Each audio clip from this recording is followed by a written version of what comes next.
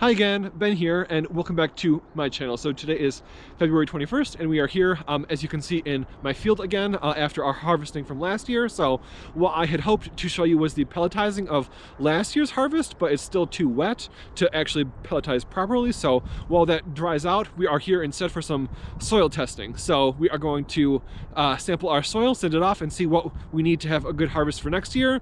And then later on, we will fertilize that and get some big, strong crops for this year. So hang on, and I hope you enjoy. So as you can see, this is our harvested field from last year with all of our stems that we cut down in December approximately. So for those of you who recall, we had some potentially phosphorus issues.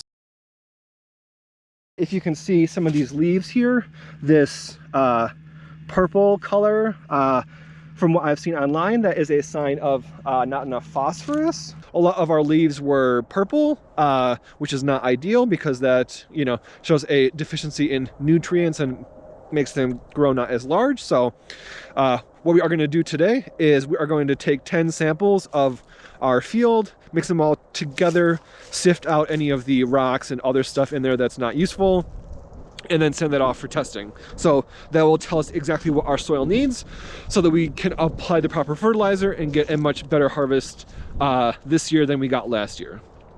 Also, if you recall, this portion of our field over here was a lot smaller than the other portion was. So I will be sampling mainly over here, since that seems like it was much more deficient over here than it was over there.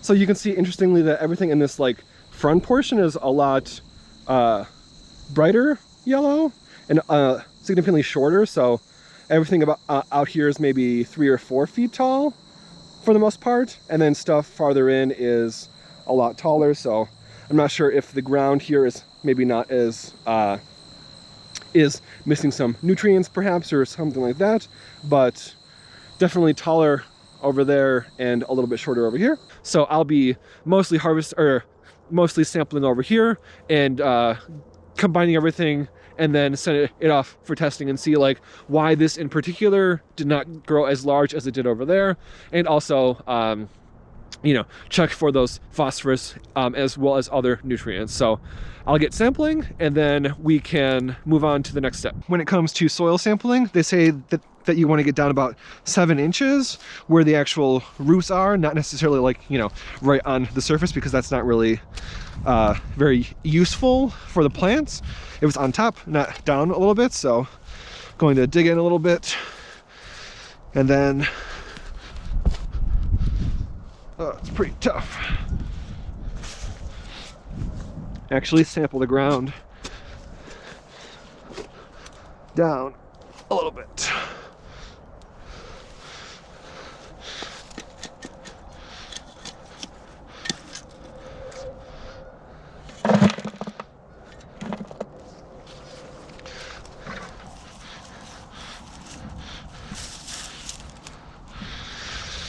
So that's one sample. So I'm going to take 10 samples. I'll probably take about 7 or so from this area that had the lower growth of the stems, and then I will sample a few other spots, combine everything, sift it to take out all of the junk in there, like all of the rocks and roots and everything else, and then send that off for sampling or for testing. You can see all of the leaves left on the ground. So what happens in miscanthus fields is that this layer of thatch will build up over time, and that acts as a natural weed barrier to other crops, or to other weeds and things like that, so that they don't have the miscanthus does not have much competition. You don't actually need a lot in each of your samples. But I suppose each sample should be about the same size to be, an equal representation of your whole field. What I'm going to do is use the particle size sieve that I made for my testing of the grinding, and just sieve out all the chunks in our samples for testing.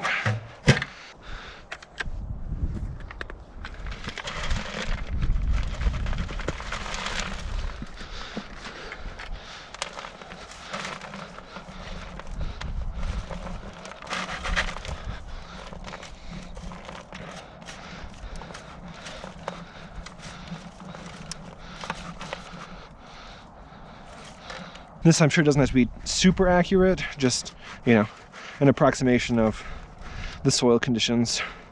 We obviously a lot of clay in the soil, which we'll see how that looks, you know, when we get the testing back. If it's too basic or too acidic, you know, we think it's low on phosphorus potentially because of all that purple stuff that we saw on our leaves earlier, but you don't really know for sure until you test it. So that's what we're doing here.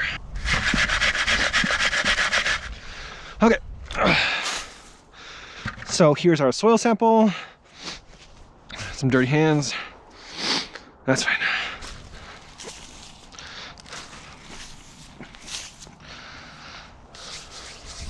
Okay, so we're just gonna mix this up a little bit, homogenize it.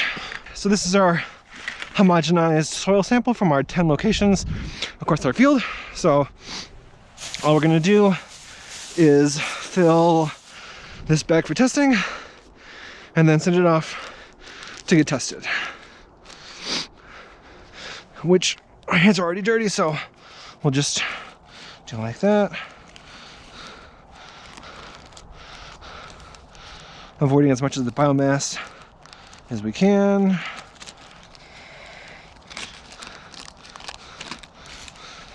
It's hard to avoid all the biomass, of course, because that's, you know, dirt, but do the best that we can.